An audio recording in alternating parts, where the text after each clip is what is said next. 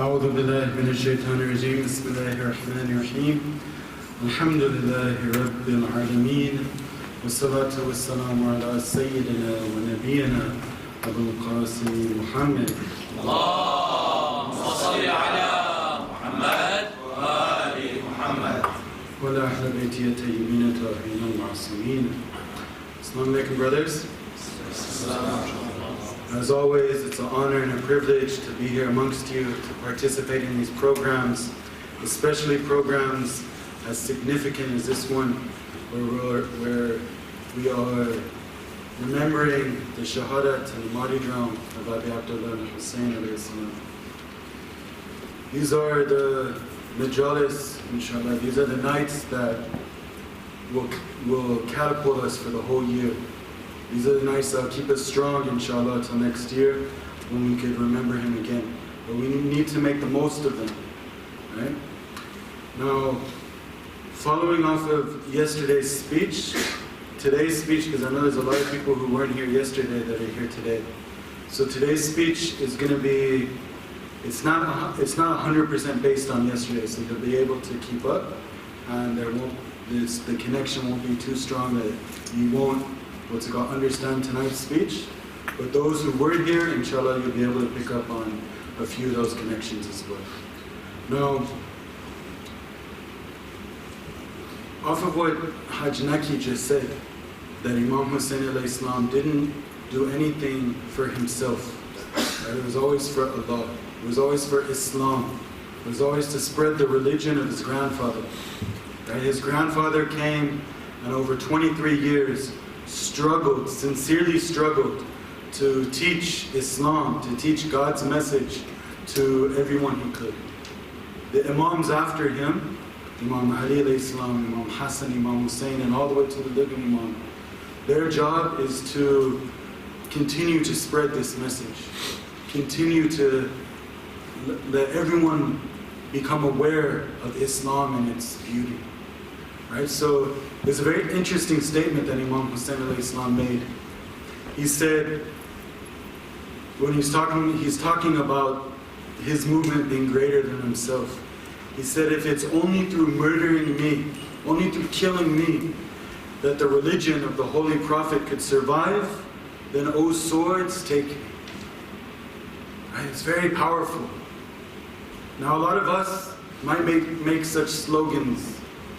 We might say to ourselves or say to others, if I was alive at that time, I'd give my life for Imam Hussein, 100%. Not a question about it.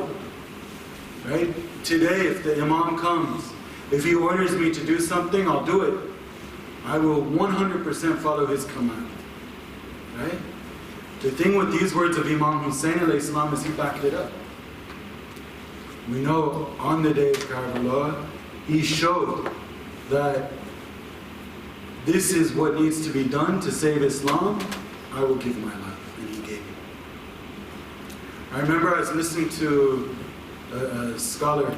He was giving a speech. He was talking about a dream that he had. Right? I wish I had this dream so it could be more personal, but I didn't. So he was saying that the day before, and this person I know personally, right? So I believe what he said. He said the day before this dream, he was thinking about the events in Karbala. And he was saying, if I was there, if I was alive at that time, there's no way that I would not have been in Karbala with Imam Hussein and become a Shia. Right? It's impossible that that wouldn't have happened. He's like, the companions, alhamdulillah, we revere them, and rightfully so.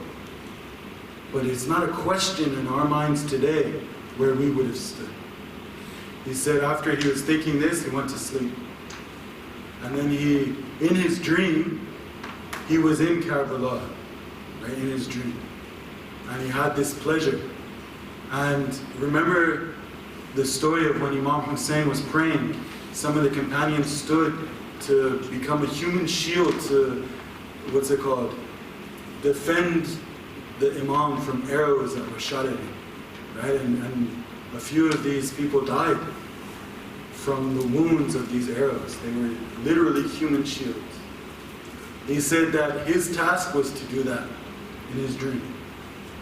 And he said, I stood there, the Imam behind me was praying, and I saw the enemies take the arrow, aim, shoot, and the arrow was going right for me. And I'm staring at the sharp point of the arrow as it's traveling through the skies. You know how in movies they make it slow motion? So it was like that. And it was about to hit my chest, and I moved. Last second I moved, and the arrow went and it hit the Imam. They said at that moment I knew is the agony that you put up with for us and for all the true Muslims. The crimes committed against you shocked and unnerved the dwellers of heaven, one and all. Right? So everyone was shocked. The hardship that he endured for us to save Islam, and the what's it called? The inhabitants of the heavens were shocked by its enormity. Right? Now, think about it. As a regular person, we can't fathom the difficulty that he went through. Like, think about it on a personal level. Your family, all of them. Your sons, your brother, your nephews, your friends, all of them on one day being slaughtered in front of you, one after the other. Right? There's no way that this wouldn't break your back. There's no way that you'd be able to take this and, as Haj Naki said, only think about Allah. Right? At some point you'll snap. And not only that, it's worse, because your women and children are there as well. So not only are you bearing the separation that you have from your family members, you're worried about what's going to happen to your women, your daughters, your wives, and children after you're killed as well. So it's not only what happened, but it's your thoughts of the future of what's going to happen to them. Right? It's intense. Now, the question is, why did he endure this hardship? Why? Why was this so important? Right? Well, we know that he knew this was going to happen. We know that from before he even left towards Kufa, before he reached Karbala, he already knew what was going to happen. Now, this is a point it's clear in our sources. Right? There might be some who debate it, but it's pretty much undebatable. There's so much evidence showing that Imam Hussein alayhi salam knew what was going to happen that you can't really argue against that. Now, unfortunately, we do have people who do argue against that.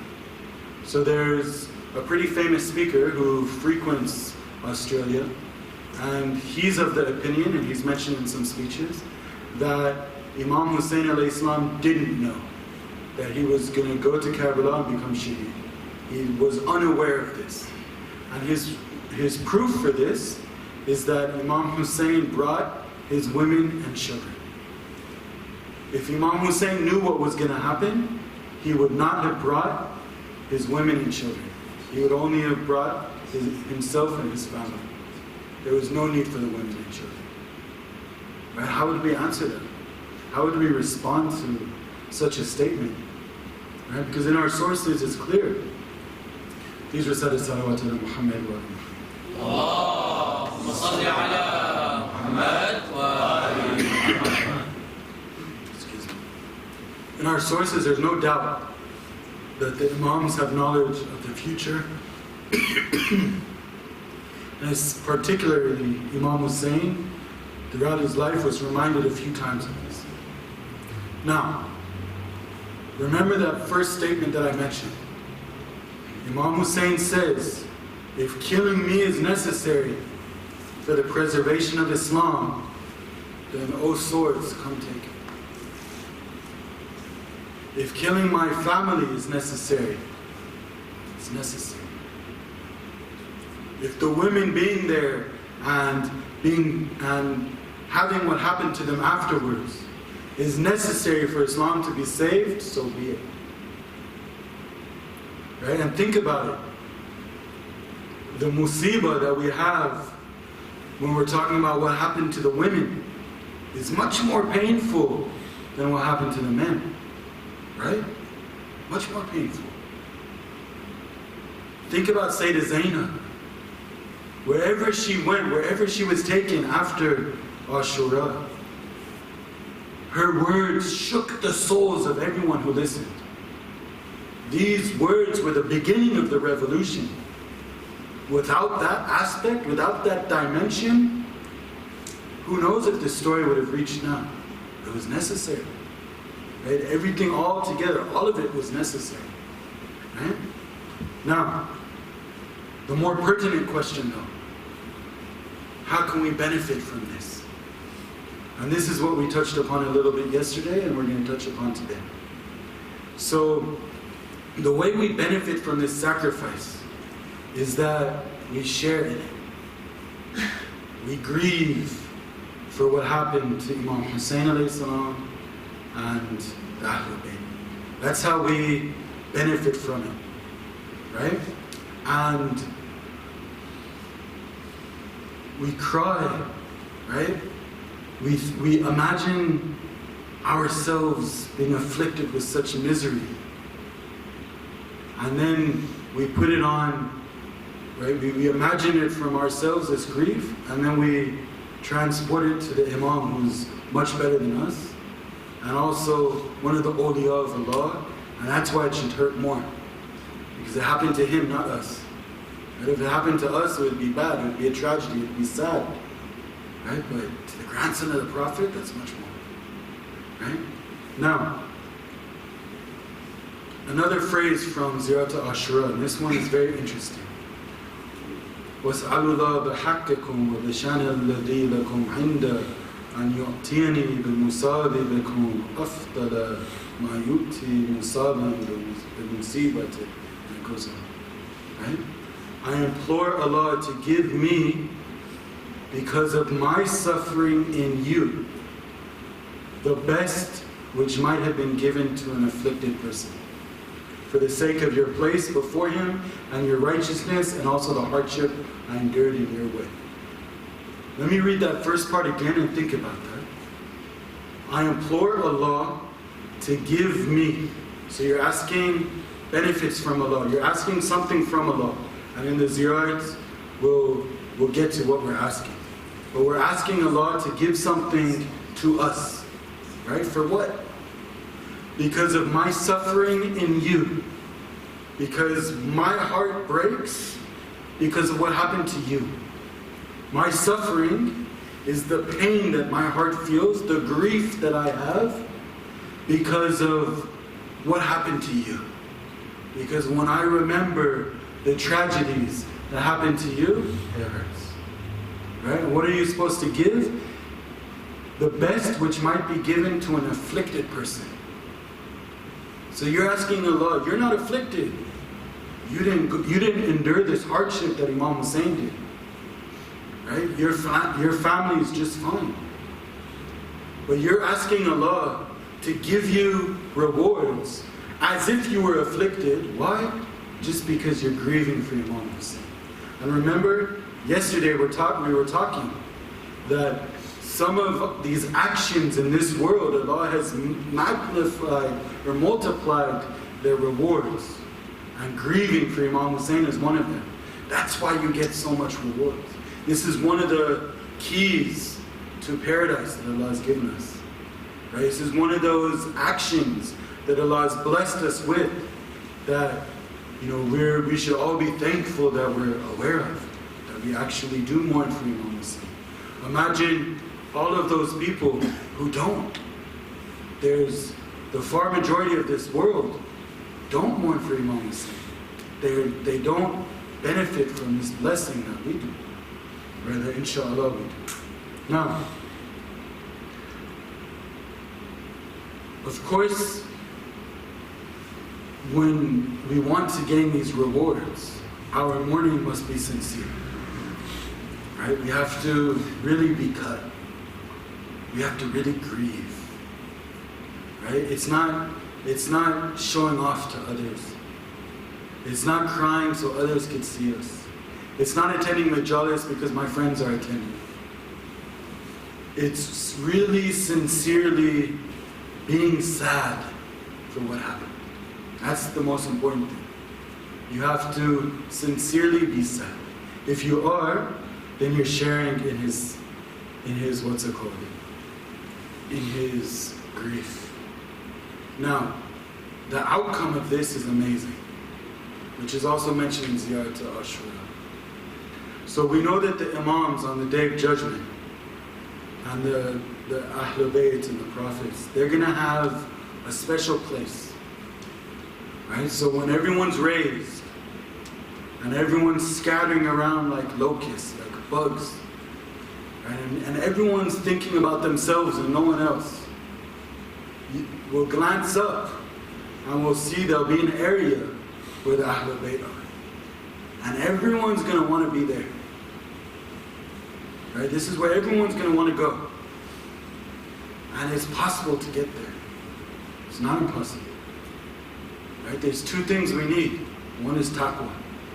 Right? Because without that foundation, we have nothing. And two, if we have taqwa and we add to it this grief and this sorrow and this, what's it called, mourning for Imam Hussein, we can get there. And in Ziyarat to Ashura, this is what we're asking.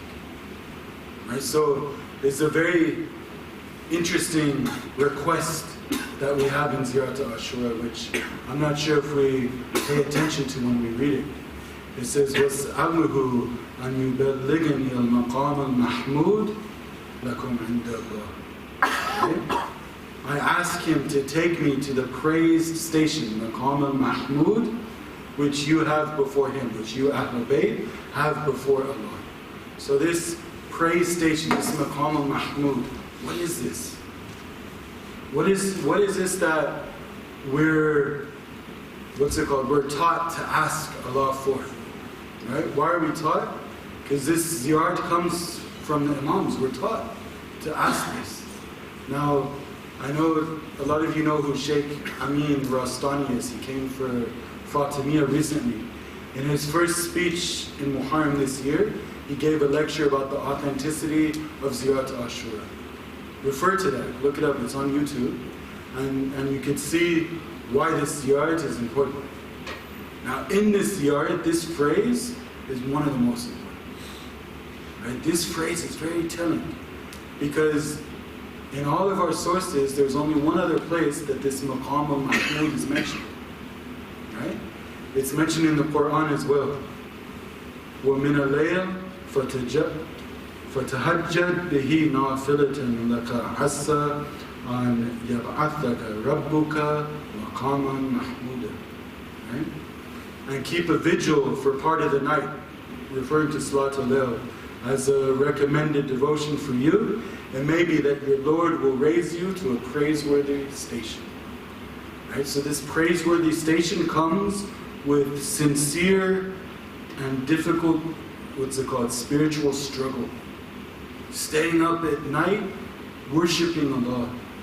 Right? Being one of those devoted servants who sincerely worship Allah over and beyond what's necessary and over and beyond what's normal amongst the mu'mineen. Right? This is the station that they're granted. Which in Ziyarat Ashura we're told we could reach this station. We're told to ask Allah for this station, which means that it's a possibility that Allah will give it to us. Right? If it's impossible to get it, we wouldn't be asked to request it.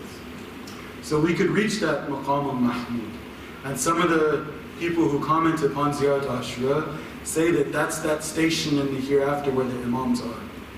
If we want to be there with them, taqwa and sincere mourning for Imam Hussein. Put those together, we can reach there. Maqam al-Mahmud. Look into it. Right? Do some research on Maqam al-Mahmud. See what you come up with. Now, one of the commentators of Ziyarat Ashura said that this concept right here, Maqam al-Mahmud, is what's meant by Imam Hussein being Safinat al-Najat, being the Ark of Salvation. That's what's meant.